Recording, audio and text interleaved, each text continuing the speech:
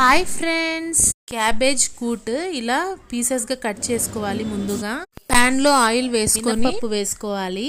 బాగా వేయించుకున్న తర్వాత వాళ్ళు కూడా వేసుకోవాలి. ఉల్లిపాయ ముక్కలు వేసుకొని కచ్చా పచ్చగా దంచుకున్న వెల్లుల్లి బాగా వేయించుకోవాలి. మిర్చి వేసుకోవాలి. నానబెట్టుకున్న కందిపప్పు వేసుకుంటున్నాను. ఈ శనగపప్పు అయినా వేసుకోవచ్చు. లో కచ్చా పచ్చగా దంచుకున్న కరివేపాకు వేసుకోవాలి. క్యాబేజ్ ముక్కలు వేసుకోవాలి. సన్నగా తరుక్కుంది. చిటికెడు పసుపు, కొద్దిగా వాటర్ చల్లుకోవాలి. రుచికి సరిపడా ఉప్పు వేసుకొని బాగా కలిపేసుకొని మూత పెట్టి ఉడికించాలి. టమోటో ముక్కలు వేసుకొని బాగా కలుపుకోవాలి. ఎండు కొబ్బరి పొడి సరిపడా వేసుకోవాలి.